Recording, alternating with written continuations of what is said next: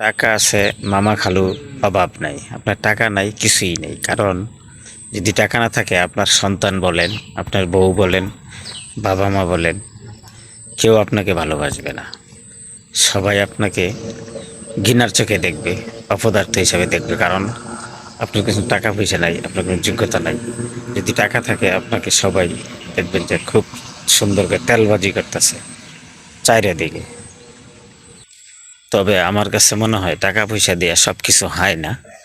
কারণ আপনি টাকা পয়সা দিয়ে কী করবেন যদি আপনার নিজের জন্য কিছু করতে না পারেন, নিজের জন্য কোনো কিছু না থাকে।